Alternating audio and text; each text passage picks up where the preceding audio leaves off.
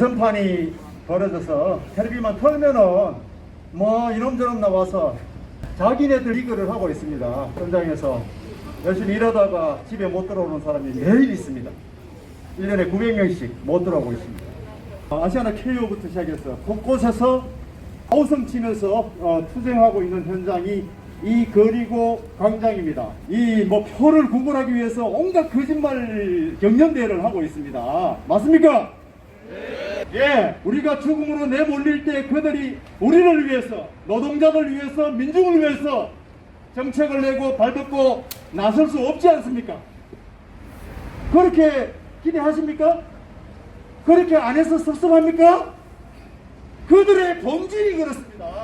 그들의 본질을 밝히고 우리의 분노를 조직하고 투쟁을 조직해야 될 사람은 바로 길거리에 있는 투쟁하는 우리 동지들이고 여기 모인 동지들입니다. 맞습니까? 네. 이 자리는 그들이 해결해 주지 않고 그들은 거짓말하고 기만하는 것을 낱낱이 밝히고 우리가 절절하게 투쟁하는 이야기들을 같이 투쟁 발언 때 발언하고 공부를 만들고 분노를 조직해서 점점 서로 손잡고 힘들을 만들어 가기 위한 그런 취지에서 작은 광장을 만들었습니다. 작은 투쟁 발언대를 만들었습니다. 마음껏 나오셔서 울분을 토하시고 마음껏 나오셔서 우리의 미래, 우리의 전망을 우리 스스로 만들어가자 이런 결의를 하고 거짓말하는 저 자본의 정치 세력들, 독점 재벌의 정치 세력들 기반에 찬 이런 정책들을 낱낱이 드러내고 공분하고 같이 투쟁할 수 있는 그래서 점차 이 거리의 광장에 손에 손잡고 절대 다수의 일하는 우리들이 주류 세력이 돼야 되는 것 당연한 거 아닙니까? 그런 전망을 만들어가기 위해서 같이 마음들을 모으는 그런 취지에서 이렇게 작은 자리를 만들었습니다. 나오시는 동지들 적극적으로 발언해 주시고 같이 공분하고 같이 크게 박수치고 한 마음으로 다시 돌아가서 투쟁 현장에서 어디에서든 우리 민중들의 힘들을 큰 흐름들을 만들고 그들이 쳐놓은 울타리 속에 갇힌 광화문 광장이 아니라 그 울타리를 넘어서 선을 넘어서 우리의 목소리를 낼 수 있는 그런 광화문 광장을 꽉 채운 그러한 대우를 만드는 생각을 하면서 작은 자리가 됐으면 좋겠습니다. 고맙습니다. 감사합니다. 동지 여러분, 투쟁으로 인사드리겠습니다. 투쟁! 네! 제가 뭐 급하게 달려와서 그래도 시간을 잘 지켜서 다행이라고 생각합니다. 이렇게 우리 동지들은 이렇게 추워도 한 광장에서 모일 수 있다라는 그 하나만으로도 노동자들은 힘을 낼 수 있다라고 생각합니다.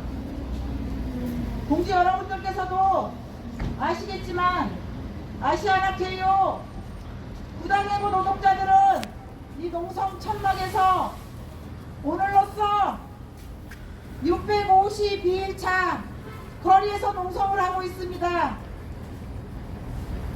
농성을 하는 이유는 자본가 박상구가 해고 노동자들을 부당하게 거리로 내몰았기 때문입니다. 핑계가 아주 좋았습니다. 코로나19라는 핑계로 민주노조 조합원들을 정리해고 시켰습니다. 그러나 그 정리해고는 부당해고라고 진노위 중노위 행정소송에서도 승리했습니다. 하지만 악덕사장 박상구 금호문화재단 박상구는 눈 하나 깜짝하지 않습니다. 아시아나 항공을 말아먹고 기내청소 노동자들을 거리로 내몬 박상구는 대의 명령에 의한 제목으로 감옥에 갔었습니다. 그러나 몇 달 감옥에 있지 않고 보석으로 풀려나 지금도 따뜻한 방에서 우리 해고 노동자들을 비웃고 있는 듯한 그런 느낌이 듭니다. 명백한 부당해고라고 아무리 외쳐봐도 그 누구도 그 어떤 정부도 부당해고에 대해 책임을 지고 있지 않습니다. 노동자가 무슨 잘못이 있습니까? 명백한 부당해고라고 만천하에 드러난 아시아나케이오 확산부는 여전히 정부의 기호 속에 46억 아파트에서 떵떵거리고 있습니다. 이 정부가 노동 존중이라고 약속한 공약은 지켜지고 있지 않습니다. 5년 동안 무엇을 하고 있었습니까? 코로나19 핑계로 노동자가 해고되어야 하는 세상, 그리고 서민 민중이 고통받고 이 코로나를 지금 이겨내고 있습니다. 그런데도 정부는 그 무엇 하나 해결하고 있지 않습니다. 문재인 정부에게 다시 묻고 싶습니다. 노동 존중 약속을 지금 당장이라도 지키십시오. 얼마 남지 않은 임기 아시아나케이오 부당해고 반드시 처리하여 복직될 수 있도록 그 책임을 다하십시오. 이 자리를 빌어 다시 한번 촉구합니다. 이 땅의 노동자 민중은 왜 이 어려운 시기에 고통받고 거리로 내몰고 죽어야 하고 불의의 사고로 왜 곧 죽어야 합니까? 정부는 자본가들 편에 서서 노동자를 멸시하고 무시합니다.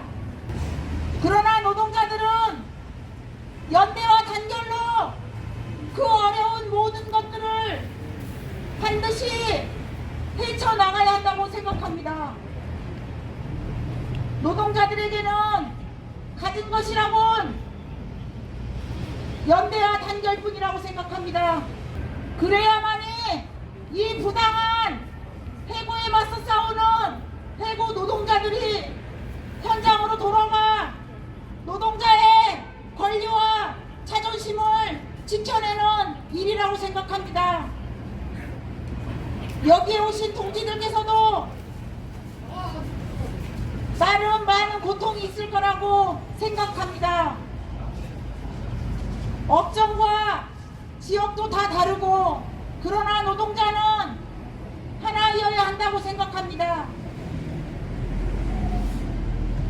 노동자가 가질 수 있는 연대의 힘은 노동자의 권력도 가질 수 있을 거라고 저는 생각합니다.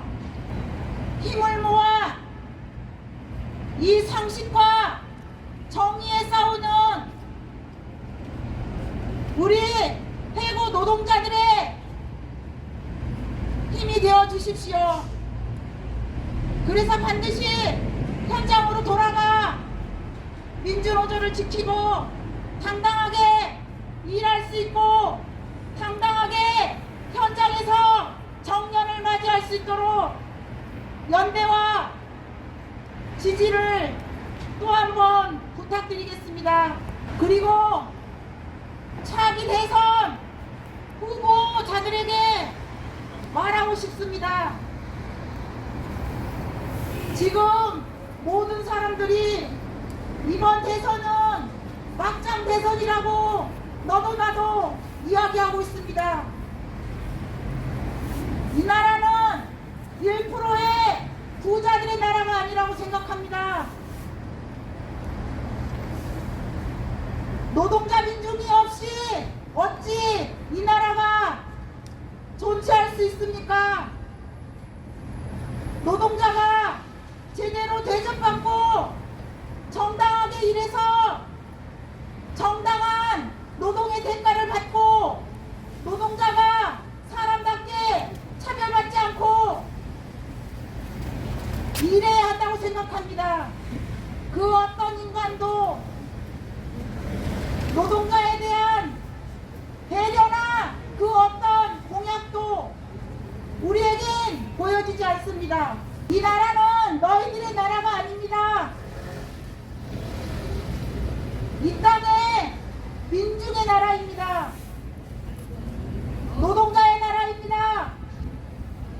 대통령 후보들, 양당 두 후보들을 보십시오. 정말 답답하고 분노스럽습니다. 우리 함께 연대로 단결로 이 어려운 일들을 헤쳐나갔으면 좋겠습니다. 고맙습니다. 투쟁!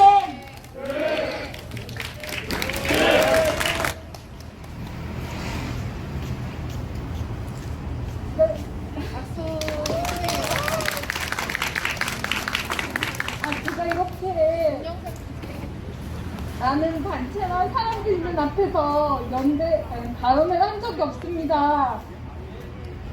그래서 이렇게 말문이 막힐까봐 저보긴 했는데 예전에 작년에 여기 아시아나 KU 여기 연대 왔을 때 갑자기 이렇게 발언을 하라고 하셔가지고 했는데 그때도 울었던 것 같은데 오늘도 또 죄송합니다.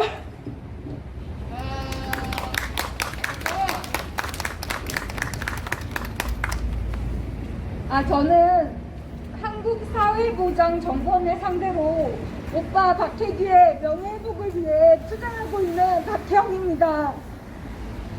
박혜규는 2010년 한국사회보장정보원 설립 초기 경력직으로 입사해서 2016년까지 업무적 잘못이나 동료 간의 문제가 없었는데 2016년부터 노동자 결성을 하기 위해서 구체적인 움직임을 보인 이후로 2017년 초부터 직접적인 불이익을 당하기 시작하였고 그해 6월부터 근로자위원회에 당선되어서 사내 민주화와 적폐청산이 공공기관 내에서도 이루어져야 한다는 소신으로 근로자위원으로서 적극 목소리 내다가 사측에 의해서 비행자로 매도되기 시작하여서 미처 1년이 안 되는 기간 동안 총 3차례 징계를 당해서 결국 표적해고되었습니다.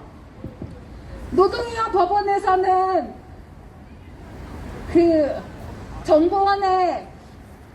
정보원이 노동위와 법원을 기만해서 사실을 왜곡하고 거짓 주장을 하는 그런 소송 서류들을 제출하여서 박혜규를 사법피해자로 만들어서 박혜규는 2019년 연말에 자살 시도를 했습니다. 그리고 자살 시도를 너무나 주도 면밀하게 하였기 때문에 심각한 후유증을 지니게 되었습니다. 오빠의 자살 시도에 충격을 받은 저는 박혜규의 모든 소송 서류들을 정보 공개 청구하여서 면밀히 살펴보았는데 어떻게 공공기관에서 박혜규라는 한 사람을 이렇게 멀쩡한 사람을 비행자와 무능력자로 매도하여서 그 삶을 파탄낼 수 있는지 너무나 격분하였고 도저히 묵인할 수 없는 사실에 진실을 밝히고자 마음먹었습니다. 그러나 2020년 초는 다들 알다시피 코로나가 창궐하기 시작하여서 박혜규 자살 시도에 대해서 이야기를 해도 아무도 들어줄 것 같지 않은 분위기였습니다. 6개월 동안 진정서를 써서 2020년 7월부터 청와대 앞에서 1인 피켓 시위를 시작하였고 사회보장정보원 아까 국회 앞에서도 피켓 시위를 했습니다. 현재는 국회 앞에서도 피켓 시위를 하고 있습니다. 그러나 1년 7개월 동안 박혜규의 명예회복 즉 원칙 복직을 요구하며 투쟁한 저는 최근 파악한 사실 때문에 정말 피가 꼭 끓어서는 기분입니다. 회사 앞에서 작년 4월경부터 앰프를 틀어가면서 발언을 하면서 핏대를 세워가면서 박혜규의 명예회복을 요구하였는데 뒤로는 국회를 통해서 제 공익신고를 빼내가고 그리고 청와대 앞에서는 사회보장정권이 저와 면담을 하는 척 저를 기만하는 모습을 보이면서 뒤로는 경찰들을 이용해서 예를 들면 청와대 앞에서 202 경비단 소속 경찰들로부터 폭행과 강제연행 및 인권 유린과 집단 괴롭힘을 당하여 정신병원에 처다질 뻔하였고 동시에 공무집행 방해 혐의로 처벌될 뻔하였습니다. 또한 정보원 시위 앞에서는 중부경찰서 소속 경찰들로부터 폭행과 조롱을 당하며 또다시 강제연행되어질 뻔한 위기를 넘겼고 중부경찰서는 저에 대해서 지속적으로 내사를 진행하였습니다. 또 현재는 국정감사전에 제 공익신고를 한국사회보장정권에 유출한 김민석 의원 측 무리들 때문에 온갖 조롱과 괴롭힘을 당하다가 오히려 14가지 혐의로 고소까지 당했습니다. 투쟁을 하면 할수록 문제가 해결해야 되는데 저는 오히려 방해꾼만 늘어나는 현실과 오빠 박혜규가 당한 것을 저 또한 당하면서 심각한 좌절을 겪고 있습니다. 누구나 그렇겠지만 이 투쟁이 반드시 승리해야 하는 저는 더 이상 혼자서는 싸울 수 없습니다. 혼자라서 경찰들과 국회의원들까지 한국사회보장정권과 유착하여서 이렇게 투쟁을 방해하는 현실에서 저는 살아야겠기에 저희 오빠가 죽을 뻔하다가 살아야지만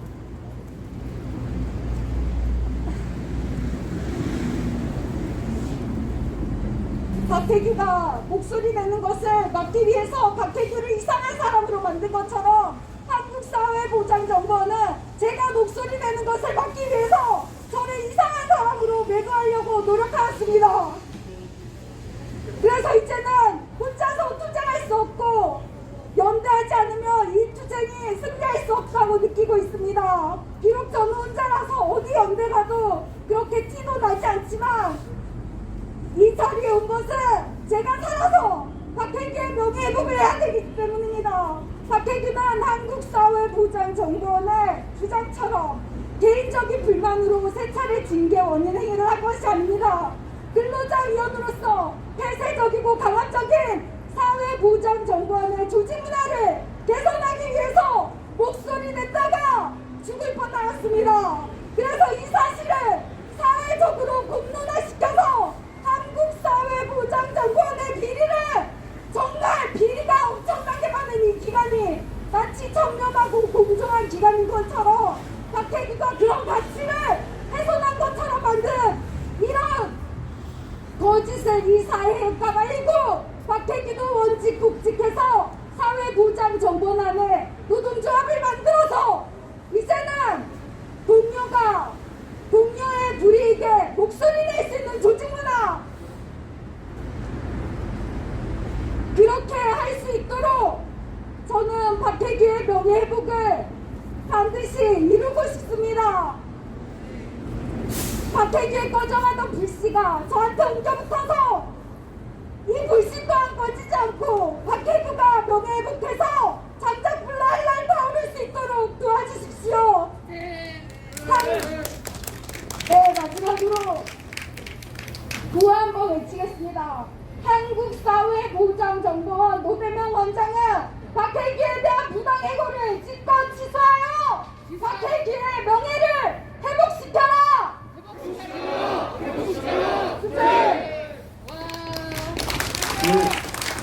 말씀드리도록 하겠습니다. 오늘 저 멀리 떨어진 부산에서 우리 김민숙 지도위원이 복직하자마자 퇴직을 하는 그런 행사가 있었습니다. 그 자리에서 김민숙 지도위원이 이런 말씀하셨습니다. 자기가 첫 번째 만난 노동조합 그리고 마지막 노동조합 한진중공업에서 37년간의 노동자의 삶을 오늘 마무리하는 그런 행사였습니다.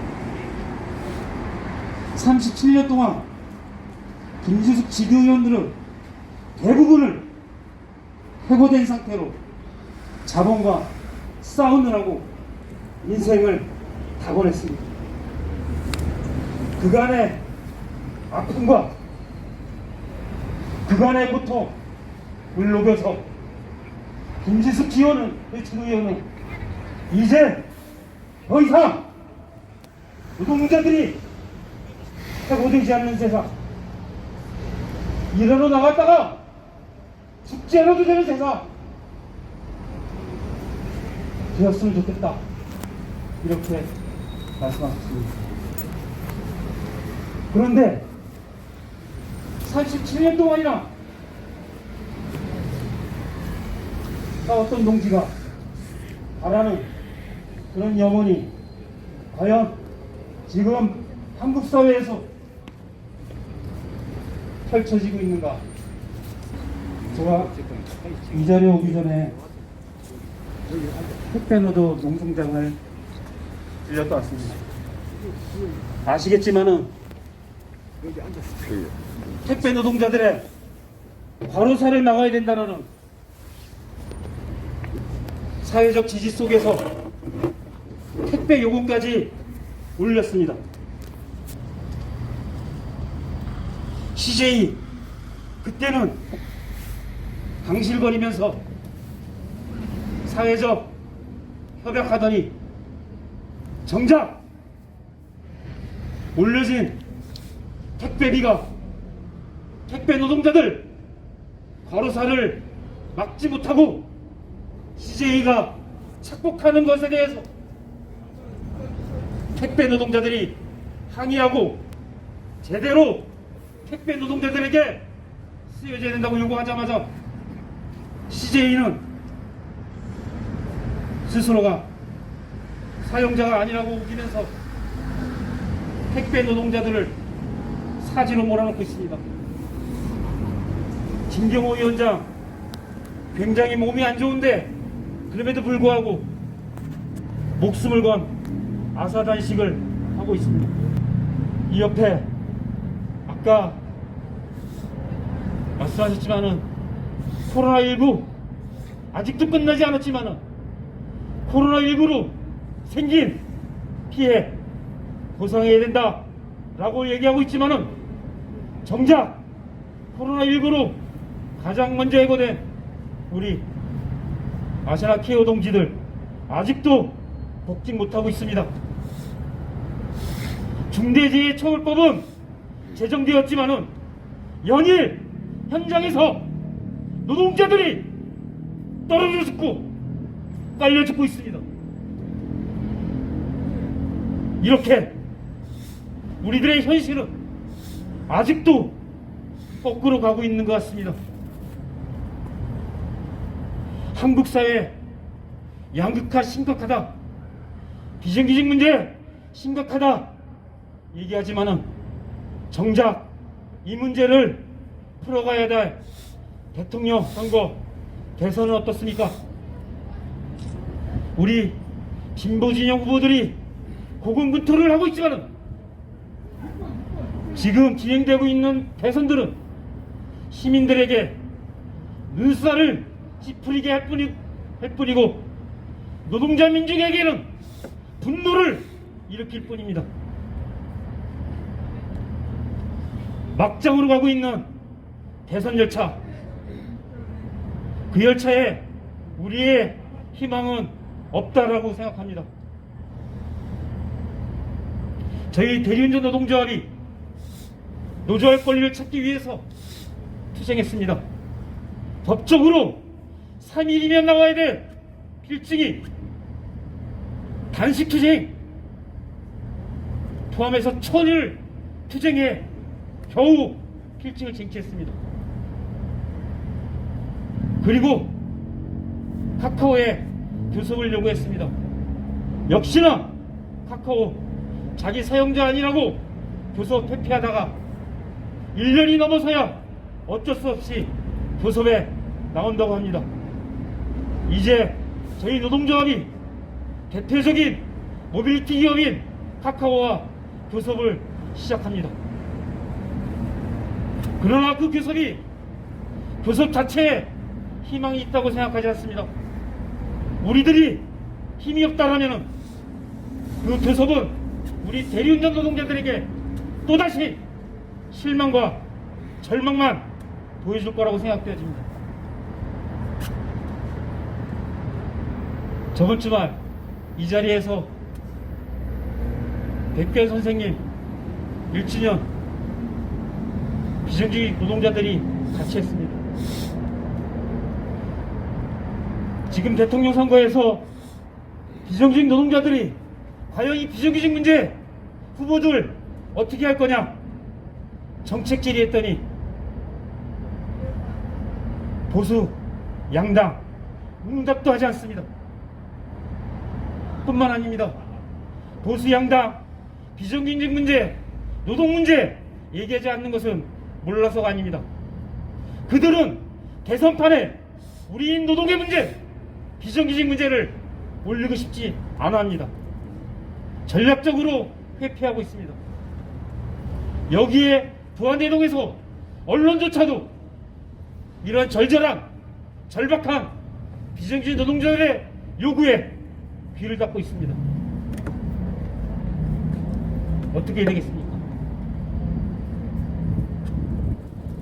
백규현 선생님이 돌아가시기 전에 비정규직 노동자들에게 이렇게 얘기했습니다. 기죽지 마라. 니들이 정신 차리고 한 발자국만 떼면 된다. 목숨을 건 그 한 발따기가 너희의 인생을 바꾸고 세상을 바꿀 수 있다. 그래서 우리는 결의했습니다. 우리 스스로가 파국으로 가는 저 대선 열차에 기대지 말고 우리 스스로가 이 세상을 뒤바꿀 쇠뜨기가 돼서 나아가자고 결의했습니다. 저는 이 세상의 희망이 얼마 뒤 열릴 대선 투표에 있지 않다고 생각합니다. 여기서 우리들은 투쟁하는 비정규직들의 목소리, 비정규직들의 결의, 그리고 우리들의 투쟁에 희망이 있다고 생각되집니다. 이 투쟁, 이 희망을 가지고 힘있게 싸워나갔으면 좋겠습니다. 감사합니다. 덕고 여기까지 왔으니까 나 계속 싸우고 있는 나 멋지다고, 그리고 함께하는 동지들 계속 이 길에 함께 가고 있으니까 너무 멋지다고 서로한테 박수 한번 보내주도록 하겠습니다. 이거 아무리 해도 소리가 낮아. 조금 높게 다시 한번 힘차게 한번 박수 한번. 좋아요. 이 정도는 해야 우리가 끝까지 힘내서 갈 수 있을 것 같습니다. 심지어 하나생명 동지들도 자기네 집회 가면 분위기 장난 아니거든요. 여기 오니까 무겁게 해야 될 것 같으니까 못하잖아. 그러니까 앞으로는 무조건 힘차게 박수치고 소리쳤으면 좋겠습니다. 반갑습니다. 몸짓 선언입니다. 반갑습니다. 좋아요. 이렇게 가도록 하겠습니다.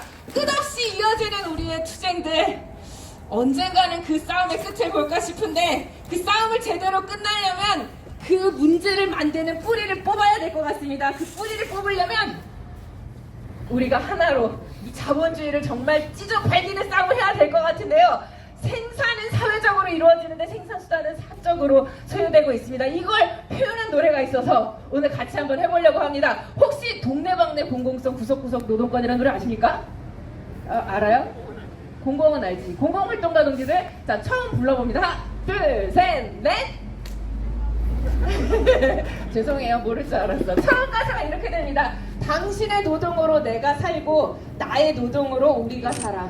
세상은 몇 사람만의 것이 아니야. 모두를 위한 노동이 되는 세상. 이렇게 시작이 됩니다. 이 가사가 자본주의를 넘어서자고 좀 표현해본 가사입니다. 괜찮죠?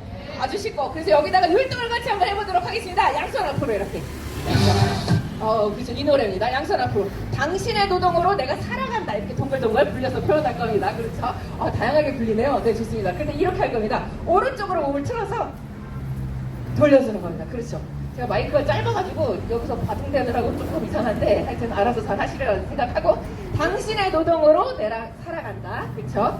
그리고 나 토닥토닥. 나의 노동으로 우리가 살아간다. 그렇죠. 근데 우리가 노동한 것들을 저놈들이 다 가져가니까 그 세상을 바꾸자가 오른손 주먹. 그래서 그 세상을 닦아냅니다. 왼손으로 닦아주고.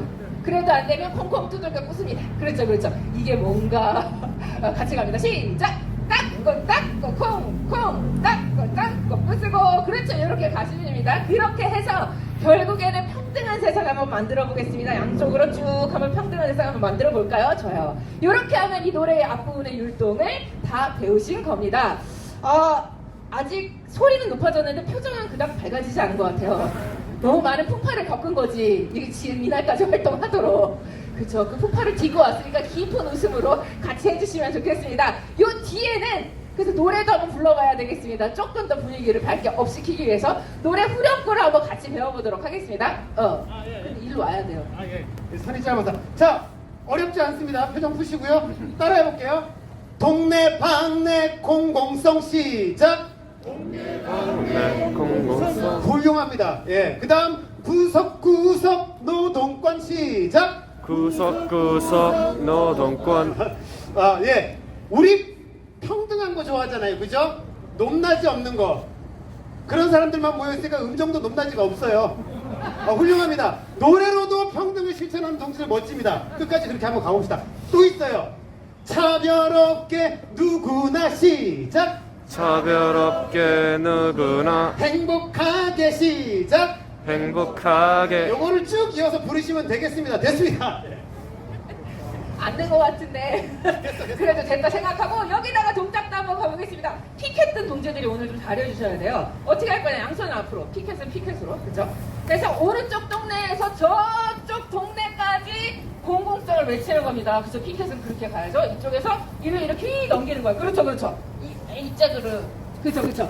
하고 뒤에 동지들이 공공성을 외쳐줍니다. 손을 쭉쭉쭉 뻗어서 공공성. 그렇죠, 오른쪽에서 왼쪽으로 갑니다. 그리고 다시 왼쪽에서 오른쪽으로 가서 노동권을 외치도록 하겠습니다. 그렇죠. 노래랑 같이 한번 해볼까요? 같이 시작. 동네 방네 공공성 구석구석 노동권. 우리 진짜 못 끝낼 것 같은데. 그래도 화이팅. 얼굴이 안 보이면 저를 못 보니까 어려운 거죠. 이렇게 낮게 하셔도 되니까 낮게 한번 해보도록 하겠습니다. 차별없게 누구나 평등하게는 앞에 피켓 동지들은 그냥 같이 이렇게 흔들어 주시면 되고 뒤에 동지들은 손 안에다 가득 차별을 담아 넣습니다. 그렇죠? 하고 나머지 손으로 그 차별을 딱 붙습니다. 차별 없게. 그렇죠? 하고 누구나 여러분들이 행복한 세상으로 가자고 이렇게 입꼬리가 올라가면 되겠습니다. 뭐가 어떻게 되는 건지는 잘 모르겠지만 이렇게 하다 보면 완성이 됩니다.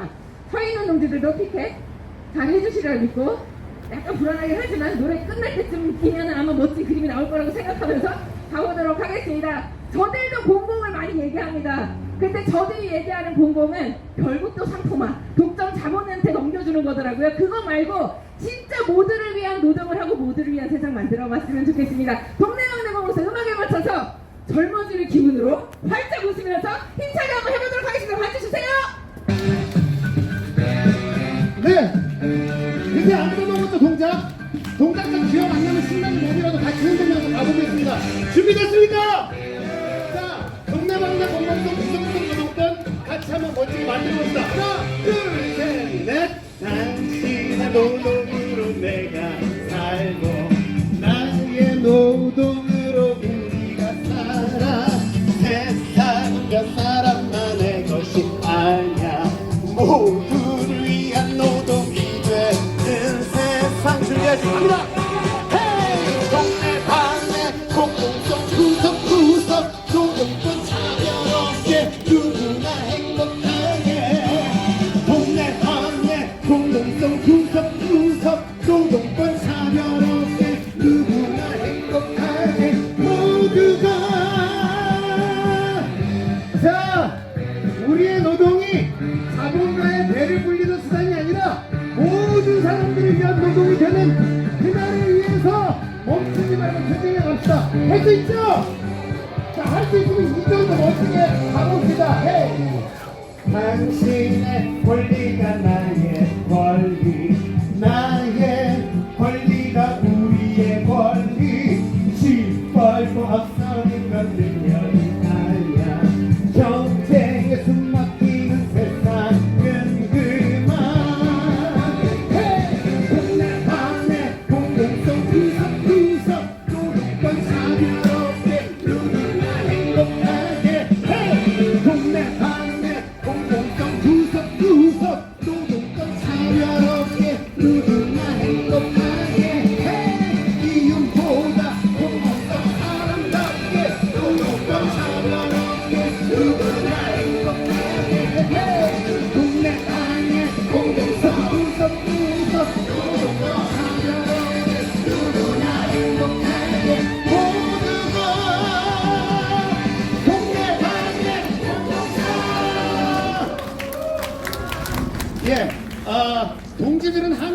필요는 없었을 것 같은데 앞에서 저는 봤습니다. 절대로 안 될 것 같던 율동이 뒤로 가니까 점점 되더라고요. 그래서 포기하지 않는 게 우리의 최고의 미덕이 아닌가. 그렇게 실천하면 반드시 우리가 원하는 세상 만들 수 있을 거라고 생각합니다. 맞습니까? 네. 네. 코로나 굉장히 마음 아프고 슬픈 일인데 개인적으로 저는 진짜 이거 저 대단히 개인적으로 마음이 너무 아팠던 거는 뭐냐면은 이렇게 바이러스가 퍼져서 사람들이 죽어나가고 너무나 힘들어하는데 어찌하여 아무도 바이러스가 이렇게 퍼지는데 왜 세상이 멈추질 않냐, 세상을 확 멈춰야 된다라는 말을 하지 않을까라는 것이 너무나 슬펐습니다. 저 역시도 마찬가지고 오늘 자리가 좀 자리여서 보니까 좀 굉장히 좀 저희 선배님들 활동을 열심히 하시는 동지들이 많이 오셔가지고 그분들 입에서 왜 그런 말이 안 나올까 조금 속상하기도 했습니다. 아직 코로나 안 끝났죠. 그래서 든 생각은 코로나가 우리에게 증명해 준 그것은 바이러스하고는 같이 살 수 있지만 이 자본주의와는 절대 같이 살 수 없다는 그거 하나 확실히 코로나가 우리에게 증명해 줬다고 생각합니다. 맞습니까? 네. 예. 그래서 지금 사람의 장기도 3D 프린터로 찍어내서 이식 수술한다 그러더라고요. 화성에서는 사람이 날린 드론이 화성 하늘을 날아다니고 있고 인간이 쏘아 올린 탐사선이 태양계를 넘어간 지금의 상황에서 이 낡아빠진 구닥다리 자본주의 체제, 끈질기게 생명을 연명하는 이 체제 너무나 어울리지 않습니다. 빨리 정말 우리의 생산력이, 인류가 만든 생산력이 우리 모두를 위해 쓰이는 그날을 하루라도 빨리 포기하지 말고, 좀 전에 율동 포기 안 했던 것처럼 포기하지 말고 쭉 가서 반드시 우리 이 체제를 끝내고 우리가 원하는 세상 만들어냈으면 좋겠습니다. 하실 수 있겠습니까? 네. 이렇게 긴 얘기를 두 글자로 줄여서 혁명이라고 합니다. 혁명을 하려면 우리에게 투혼이 좀 필요합니다. 합쳐서 혁명의 투혼이라고 합니다. 힘찬 몸짓 혁명의 투혼 하도록 하겠습니다. 배에 힘주고 함성 한번 멋지게 질러 주셨으면 좋겠습니다. 갑니다. 힘찬 투혼의 함성 발사! 네, 한번 틀어주세요.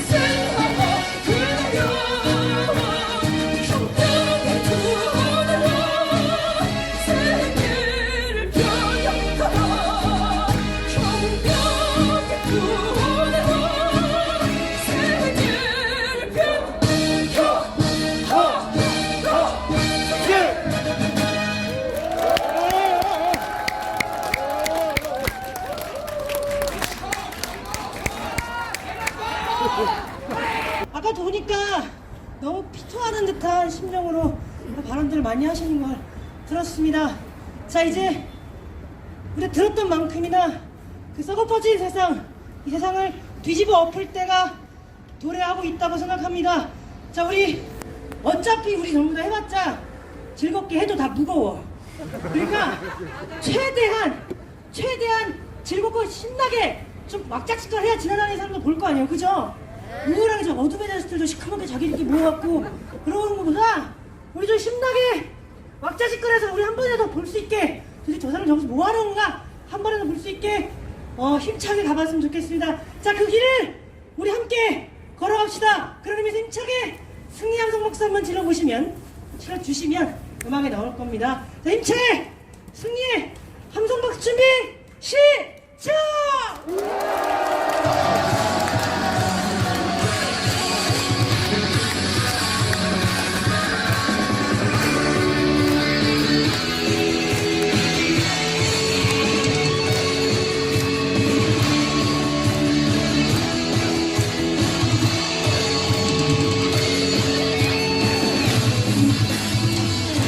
우리 앞에 길이 보이지 않는다면 그것을 내고 걸어온 거야. 언제나 길의 끝에 섰던 사람들, 가운 길을 만들어 온 것처럼 눈앞에 빛이 보이지 않는다면 이제 우리의 시간이 온 거야. 먼저 간 사람들의 빛을 따라온 것처럼 이제 우리가 스스로 빛이 될 차례야. 이제 우리라고 희망은 없다고 길을 찾을 수 없어 빛이 보이지 않는다고 한숨 쉬고 절망하지 마. 우리가 길을 걸어온 걸 확인하는 거야. 이제는 우리가 길을 만들 차례야. 이제는 우리가 빛이 될 차례야. 그렇게 왔잖아.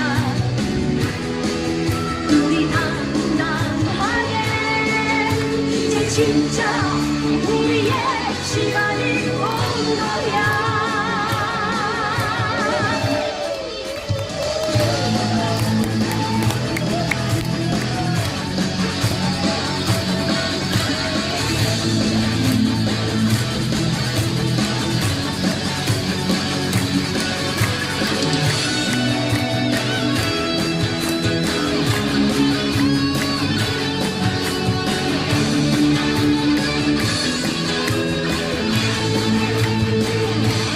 이제 시라고 희망은 없다고 길을 찾을 수 없어 빛이 보이지 않는다고 한숨 쉬고 절망하지 마. 우리가 오는 길을 걸어온 걸 확인하는 거야. 이제는 우리가 길을 만들 차례야. 이제는 우리가 빛이 될 차례야. 그렇게 왔잖아. 우리 당당하게 이제 진짜 우리의 시간이 온 거야. 이제는 우리가 길을 만들 차례야. 이제는 우리가 빛이 될 차례야. 그렇게 왔잖아. 우리 당당하게 이제 진짜 우리의 시간이 온 거야.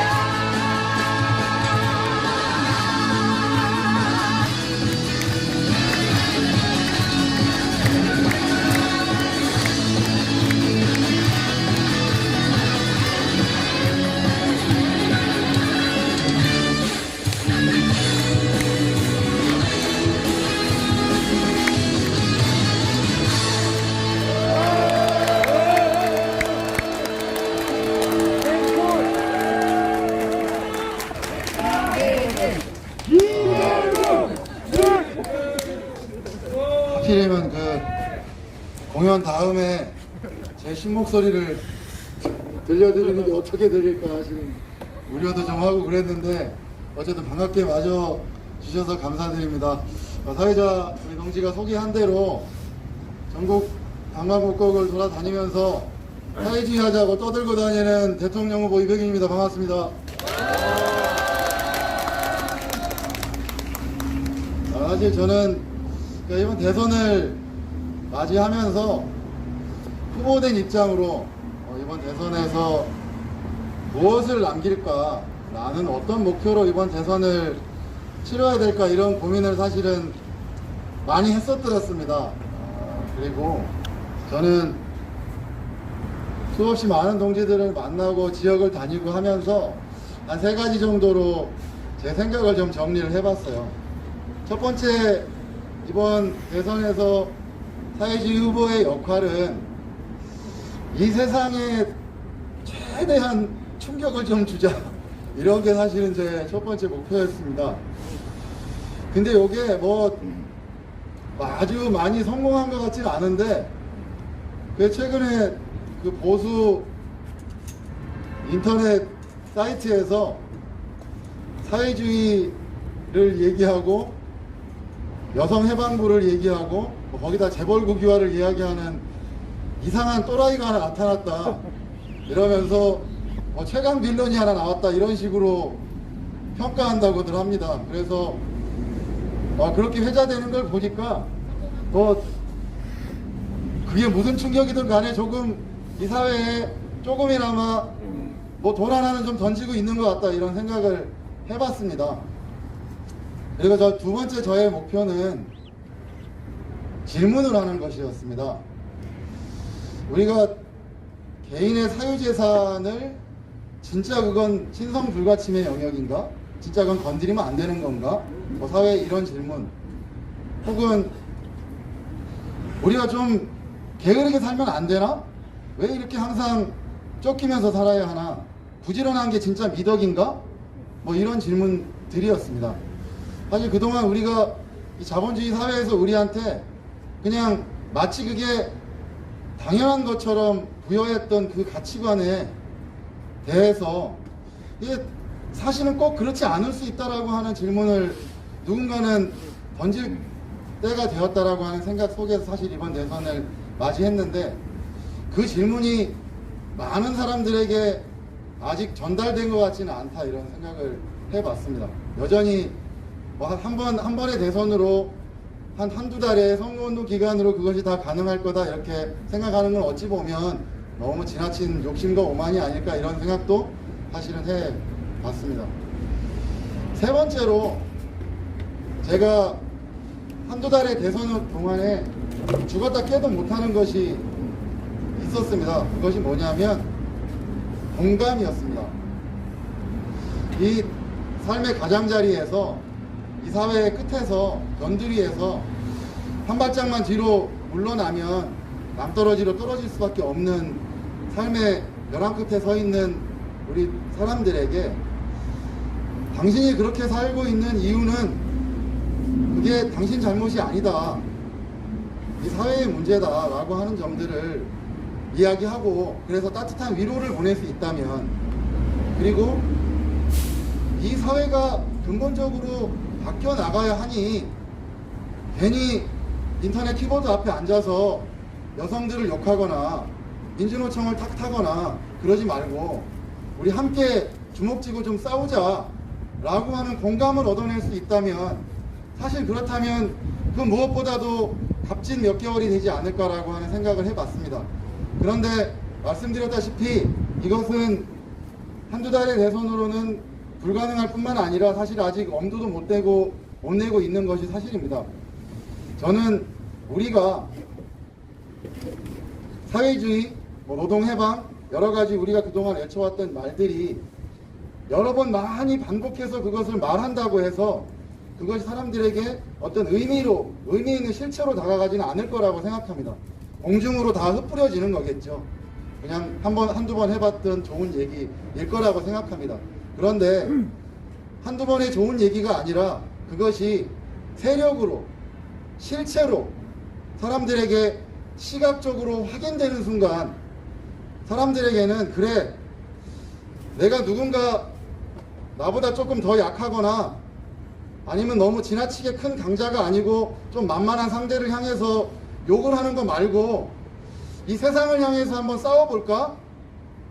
라고 하는 마음가짐을 먹게 하려면 저는 그 앞에서 신뢰감 갖고 하고 의미 있는 실체가 필요하다고 생각합니다. 그래서 저는 한두 달의 대선으로 죽었다 깨도 못하는 그 실체를 우리가 만들기 위해서 노력해야 할 것이고, 오늘 이 자리는 그런 다짐을 하는 의미라고 저는 생각합니다. 사회주의를 이 땅에서 이야기하는 것이 공연불이 아니라 그것이 이 자본주의 사회를 끝내는 것이고, 이것을 바꿔내는 것이라면 그 바꿔내는 길에 이제 대중들에게 눈에 보이는, 그리고 우리 대중들을 위한다고 하면서 팔아먹는 그런 존재가 아니라 진정으로 투쟁하고 싸워내는 의미 있는 시각적인 존재로서 우리를 드러낼 때 비로소 혁명도 가능하고 변혁도 가능하다고 생각합니다. 그래서 동지들에게 오늘 이 자리 그 다짐을 하는 계기가 되자, 그리고 제가 미약하지만 그 앞에서 함께 하겠다라고 하는 말씀을 드리겠습니다. 동지들 함께 투쟁합시다. 고맙습니다.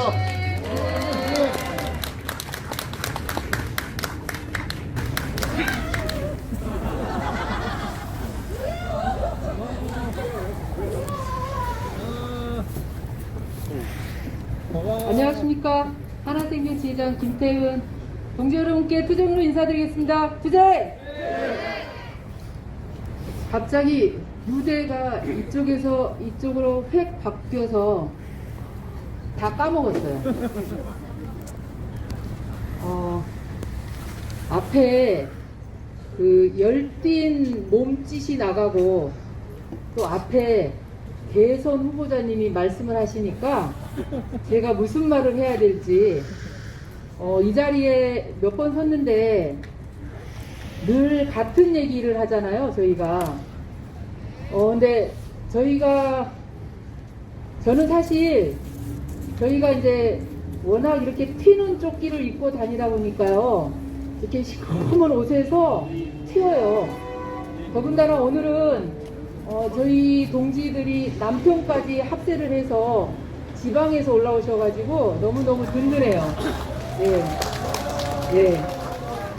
이제 저희는 여성 조직으로만 돼 있다가 보니까 이제는 부부가 합세해서 더블로 뛰기로 했습니다.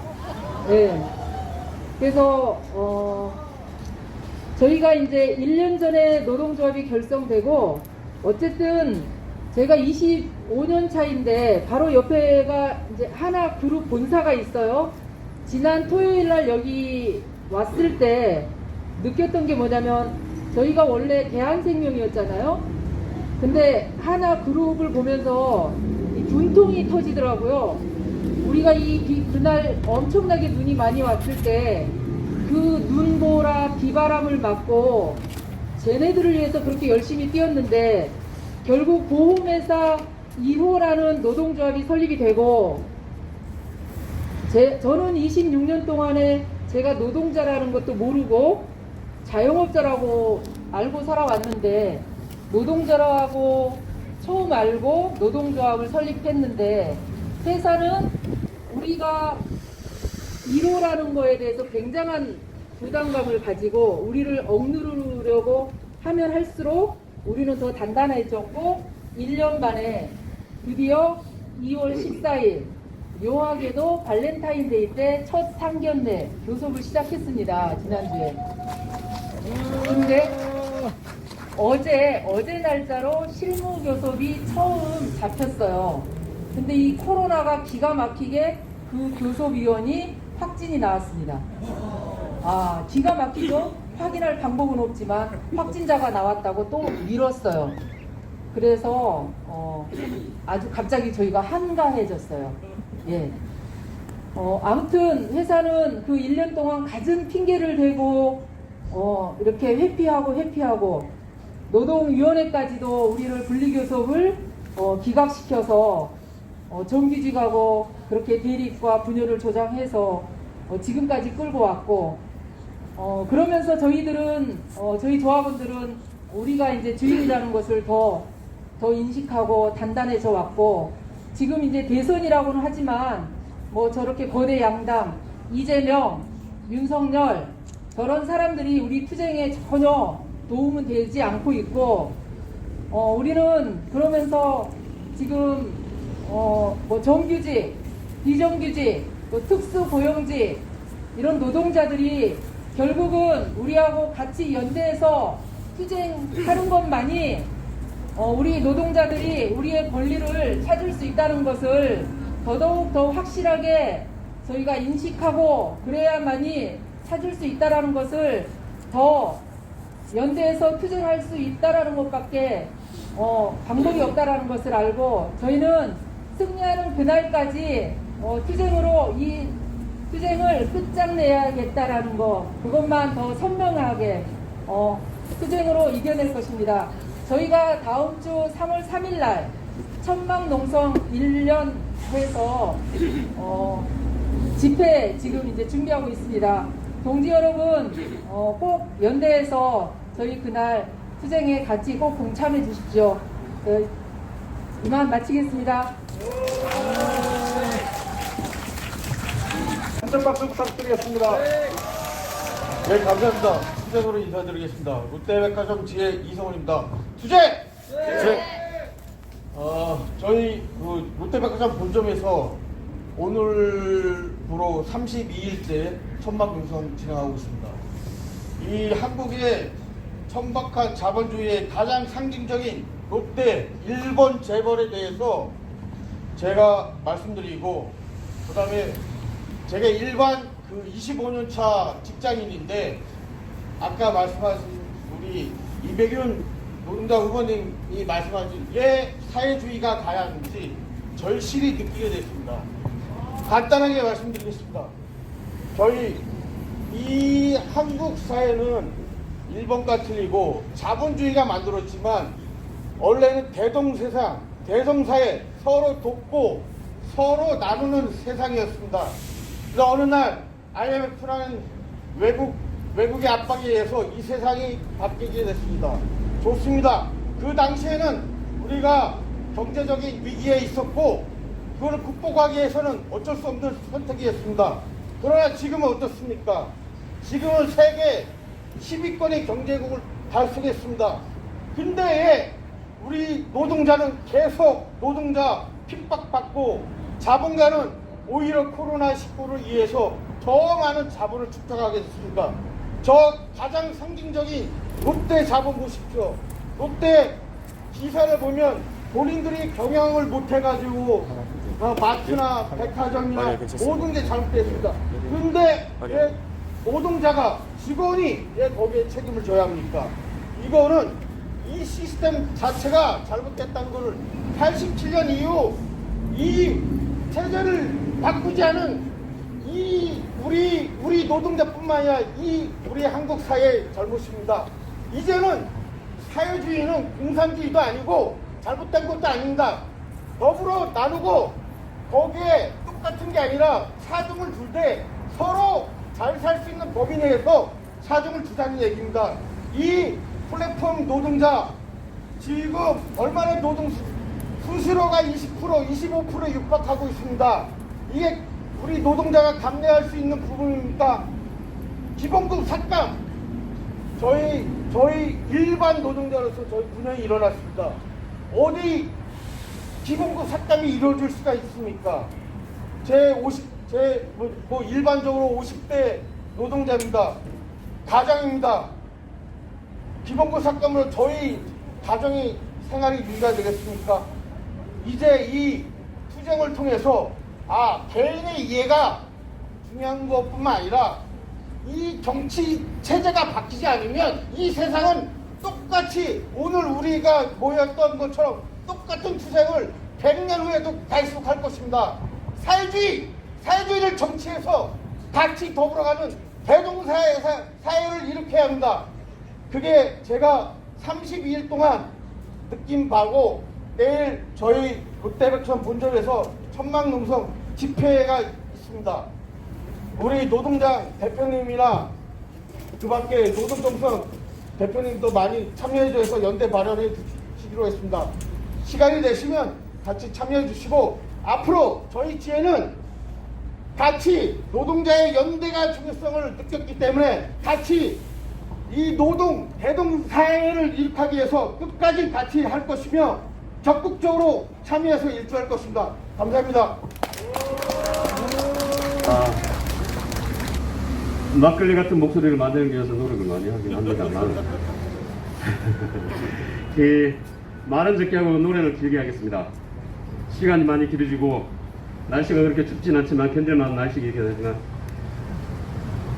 좀 더 긴 투쟁, 짧은 투쟁이 어디 있겠냐면은 우리의 투쟁 속에 우리의 승리는 반드시 따라온다고 생각합니다. 그러니까 힘차게 싸워나갑시다. 첫날의 내일은 해방입니다.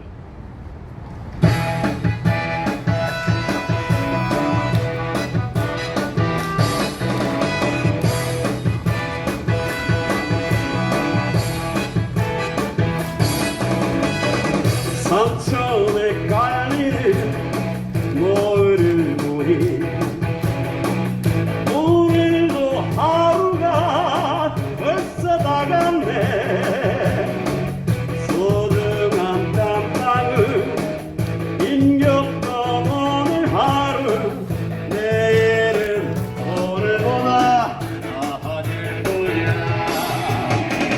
강 넘어 붉게 타오르는 태양 우리네 가슴 속에 피는 희망 시커먼 붉게 가려진 세상 정말로 전진하면 내일은 해방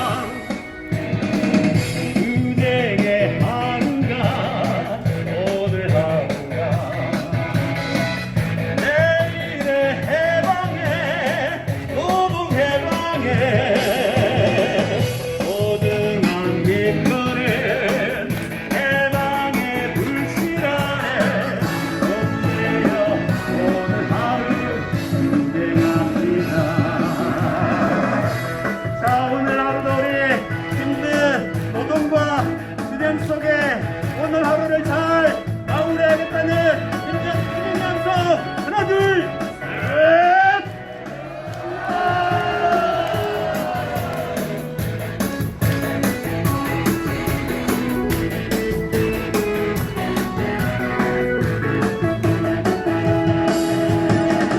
산 넘어 붉게 타오르는 태양 우리네 가슴 속에 피는 희망 시커먼 물등에 가려진 세상 정말로 전진하면 내일은 해방 투쟁의 하루가 오늘 하루가 내일의 해방에 노동 해방에 소중한 빛거는 해방의 불씨 안에 옮기려 오늘 하루 투쟁합니다. 소중한 빛거는 해방의 불씨 안에 옮기려 오늘 하루 투쟁합니다. 옮기려 오늘 하루 정리해보세.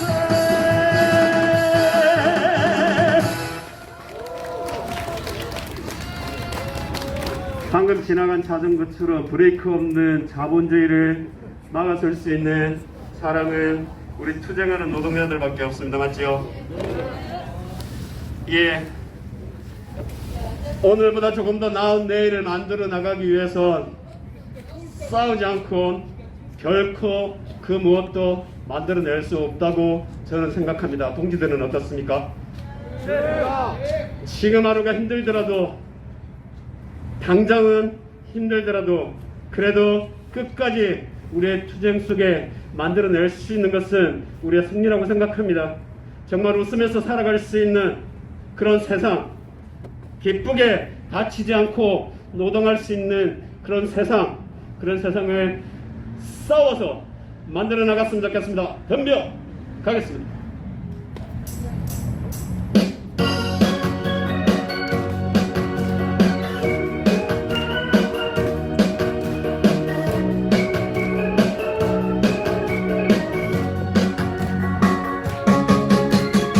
이대로는 돼 절대로 안 돼 차별과 멸시의 땅 죽어도 안 돼 싸워야만 해 뭉쳐야만 해 무릎 꿇고 덤벼야만 해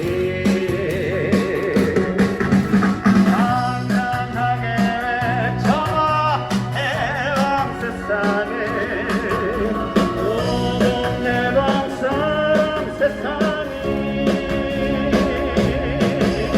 여기 우리 앞장서서 밀어붙이며 우리 꿈도 가까워진다 이대로는 절대로 안 돼 차별과 멸시였다 죽어도 안 돼 싸워야만 해 뭉쳐야만 해 무릎 꿇고 덤벼야만 해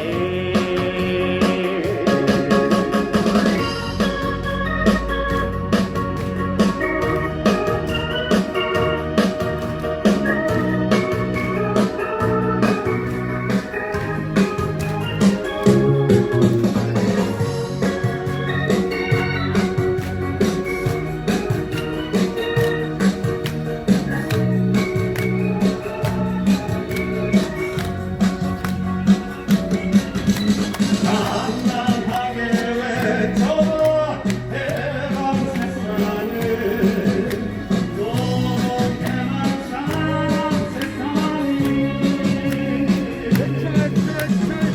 우리 앞장서서 밀어붙이며 우리 꿈도 가까워진다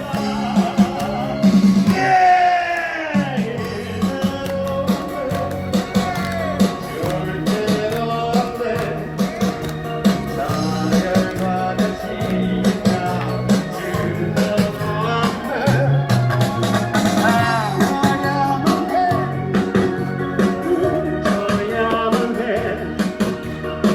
무릎 꿇고 덤벼야만 해 싸워야만 해 뭉쳐야만 해 무릎 꿇고 덤벼야만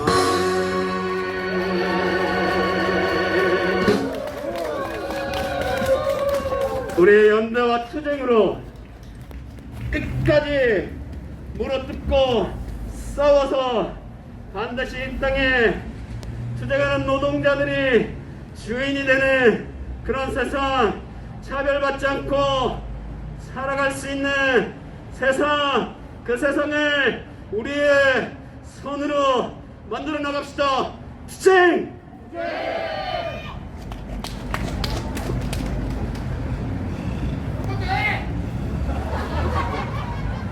준비하고 있습니다.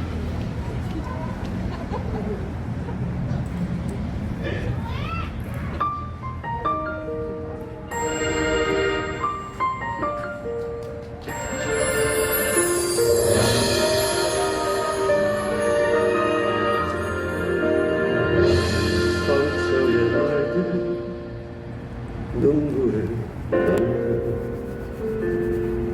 어디가 끝인지도 모르게 날들 맞고만 싶던 죽음을 알고 현실에 점차 사고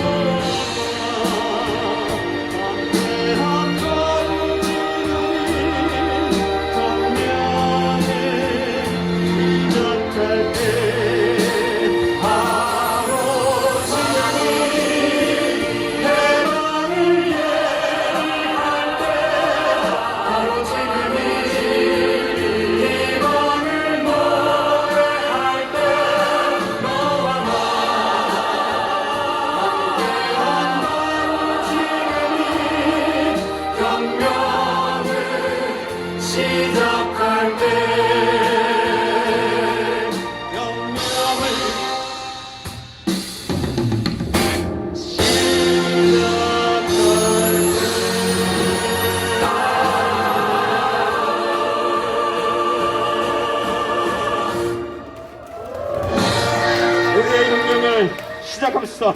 투쟁.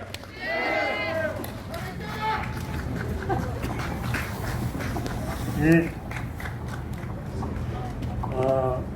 혁명이라는 것이 꼭 소리 지르고 고함을 질러야만 혁명이 아니고 이렇게 무게 있게 혁명을 외쳐도 정말 더 힘이 나는 것 같습니다. 우리 예정보다 1시간이나 늦게 기다리시면서 노래해 주신 우리 이혜기 동지에게 다시 한번 큰 박수 부탁드리겠습니다. 예, 다음은 젊은 청춘이 나오십니다. 우리 한동백 활동가 나오셔서 우리 청년 문제에 대해서 한번 말씀해 주시겠습니다. 힘찬 박수 부탁드리겠습니다. 네, 안녕하세요. 네, 한동백이라고 합니다. 네, 여기 활동가라고 해주셨는데 사실 취준생이고 그 좋게 말하는 거 실업자죠.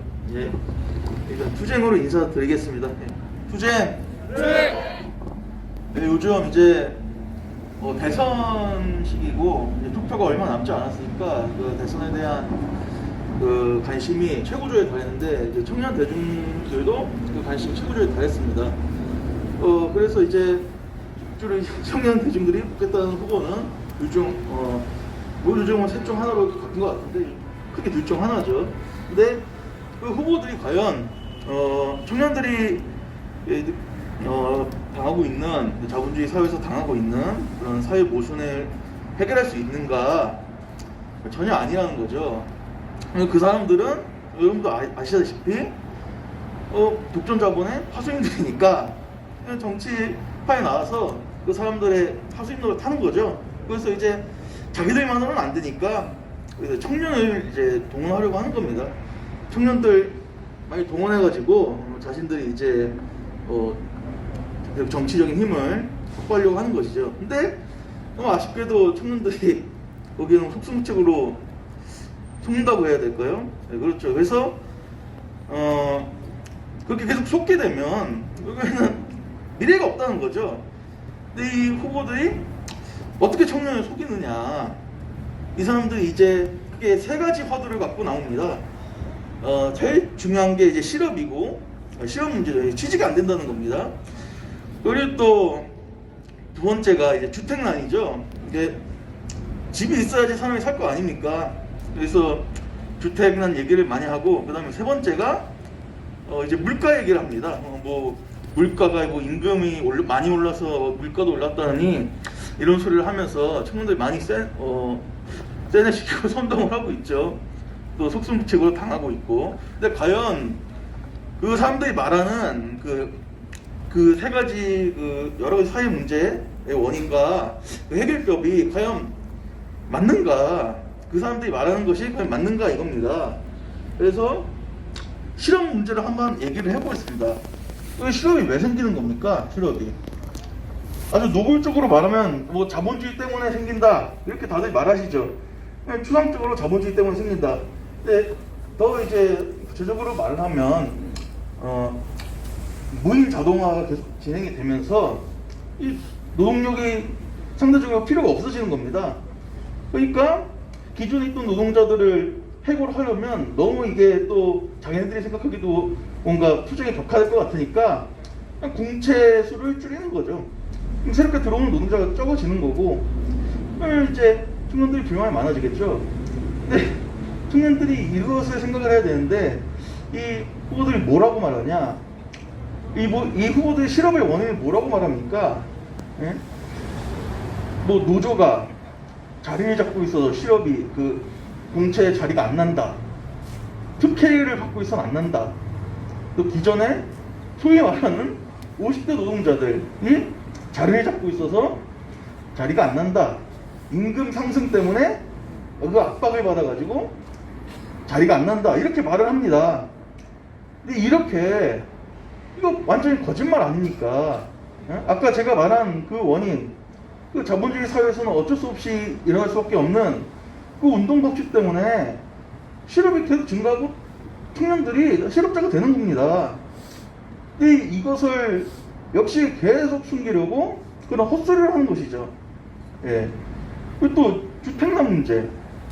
이것도 근본적으로 뭡니까? 주택난이라는 게 이것도 자본주의 사회에서는 절대 사라질 수 없는 것입니다. 왜 그렇겠습니까? 자본주의 사회라는 건 투기로 돌아가는 사회입니다. 결국엔 투기로. 물론 어떤 부분은 자본주의 사회에 온전시켜 놓고 우리가 투기만 제재하면 사회 문제 해결할 수 있다. 주택난 해결할 수 있다. 투기만 잡으면 된다. 이러는데 자본주의 사회로 온전시켜 놓고 어떻게 투기를 잡습니까? 헛소리지. 왜냐? 자본주의라는 게 정부가 더 많은 자본을 획득해가지고 또 빨리 선제적으로 많은 자본을 기계에다가 투하를 해야지 경쟁에서 이기는 거 아닙니까? 그러니까 투기라도 해서 화폐 자본 끌어오는 것이죠. 그럼 주택난은 가속화되는 거고. 그래서 이 후보들이 또 어떻게 속이느냐? 이 후보들이 현 정권이 주택가격을 올렸다. 근데 그거 다들 아시겠지만 세계적으로 이미 주택가격이 많이 올랐습니다. 현 정권이 그 주택가격을 다 올렸다는 것이니까 말도 안 되는 것이죠. 네. 더 큰 원인, 아까 제가 말한 그 자본주의 때문에 전 세계적으로 주택가가 오르고 있는 것입니다. 특히 금리가 하락하니까.